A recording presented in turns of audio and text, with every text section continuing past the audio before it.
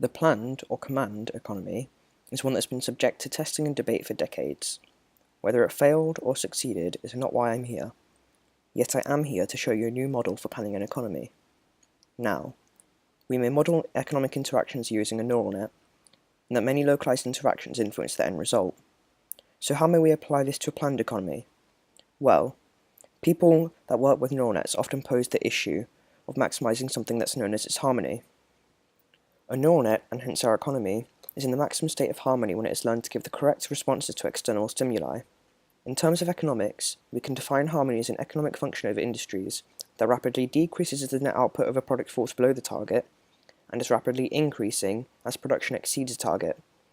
We can figure out harmony as showed on this slide. Essentially, we want to maximize harmony in order to bring the economy to balance and to have as productive an economy as possible. To do this, we'd have to create an algorithm to calculate harmony for each industry. Firstly, we'd randomly allocate resources to different industries. This would be notional, and no real allocation would take place at this point, merely on a computer. We can do this randomly because as long as our technique is valid, then all starting points are as good as any other. Then, we would have to determine the resource that caps production in some form or another, according to respective industries. Next, we'd have industries give up non-critical resources, i.e. resources that do not cap production, into a common pool. This would not alter production, and hence not harmony, since only non-critical resources would be given up. Make sure to remember that this would still be happening on a computer, and no distribution would occur until the algorithm has gone through.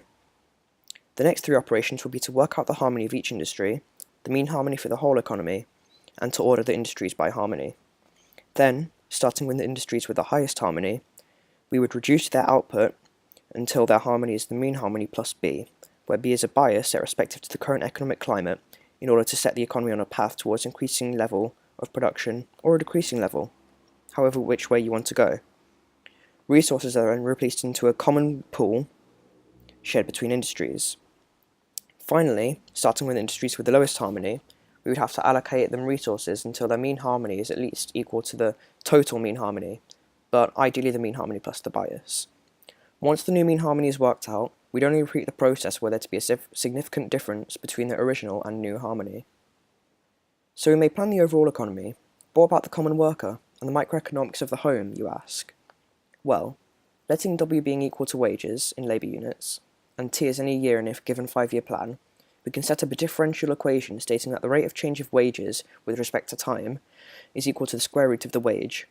We can solve this to get the formula on the slide. W is equal to T squared plus 2C1T plus C2 over 4. Note that C1 and C2 are both separate constants that can be altered according to economic circumstances, and will usually be equal, yet do not have to be. You will now see two different examples of wages during prosperity and during hardship. Again, the constant provided for wartime is for the sake of standardizing the calculation, and may be altered according to the situation. The possibilities are endless. We may even alter the second constant depending on region. Although planned economy may seem rigid, the possibilities and power of this economical model are immense. The penultimate conundrum that we encounter is that of setting prices. However, the process of doing this is relatively simple. We can just set the price as equal to the time in hours multiplied by the current wage in labour units at the time. Let's take example 1's wages and a cup of coffee. Assuming that this takes around 3 minutes to make, we can multiply 3 as a fraction of 60, i.e. 0.05, by 4.75 to get 0.2375 labour units as the price of a cup of coffee. 3 minutes of your life spent in return for 3 minutes of someone else's. The last thing that I want to talk about is the currency of labour units.